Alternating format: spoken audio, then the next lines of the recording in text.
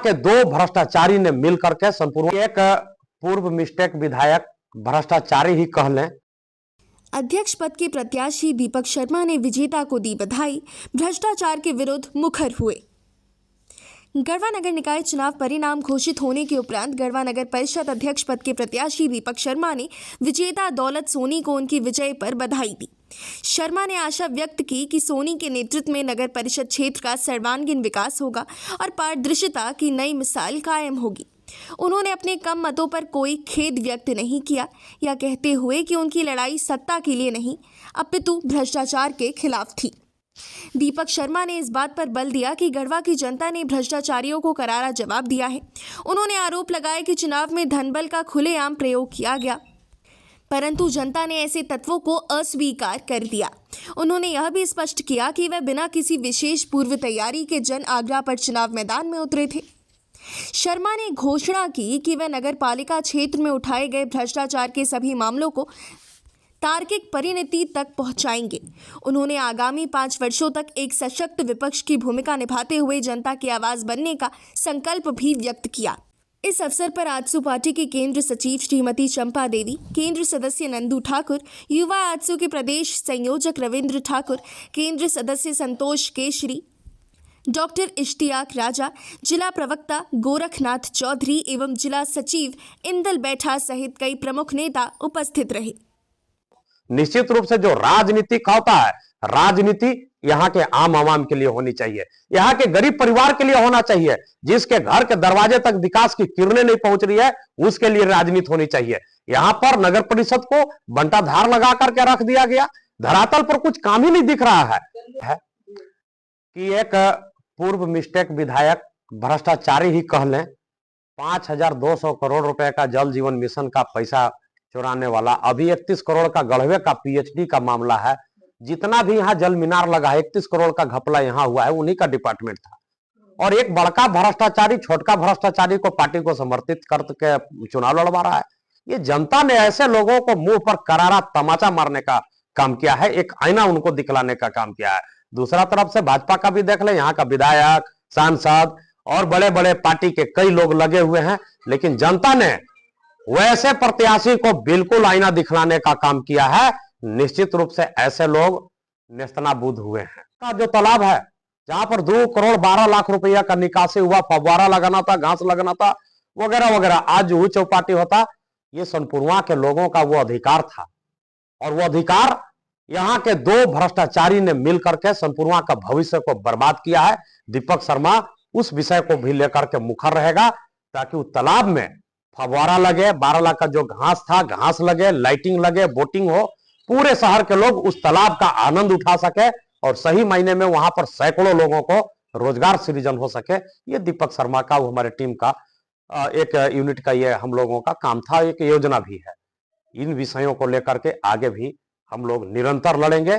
और हम ये भी कहना चाहते हैं कि देख, गरीब परिवार का बेटा आपका भाई भतीजा हो सकता है। दीपक शर्मा लगातार आपके विषय को लेकर के लड़ा है और आगे भी लड़ेगा।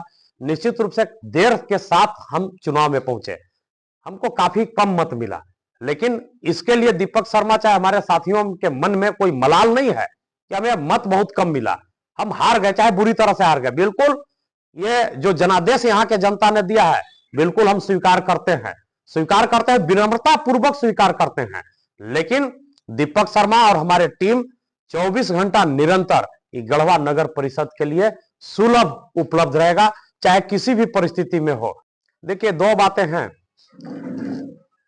हर कोई राजनीतिक दल के लोग एक ही उसका लक्ष्य होता है कि सत्ता के गलियारे तक पहुंचे और कुछ हम उस सोच के साथ, उस विचार के साथ आम आवाम के लिए कुछ बेहतर हम कर सकें। लेकिन ये दुर्भाग्य रहा है कि पिछले 2 बार से यहाँ की जनता ने जिसको चुन करके भेजा, पूरे नगर परिषद के लोगों को लूटने का काम किया। ये जांच रिपोर्ट भी आ गई है, अब वो सारा चीज, अभी बहुत कुछ और चीज है, बारी बारी से हम लोग उस लाइन पर आएंगे। दूसरा चीज चुनाव लड़ने का है।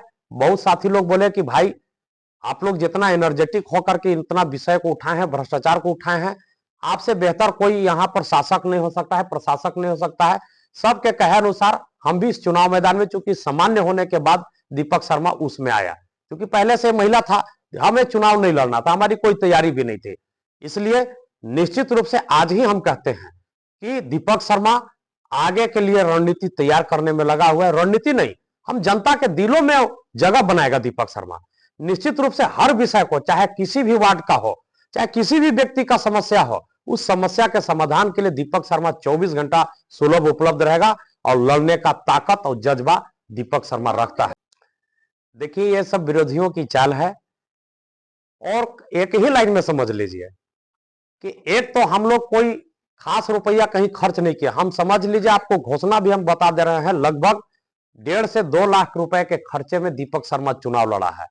आप परिस्थिति देखिए, एक एक यहाँ का प्रत्याशी रात रात भर शराब की बोतलें लोगों ने बांटा, लिफाफे में 2-2 हजार के नोट, 1-1 हजार के नोट भी लोग बांटे।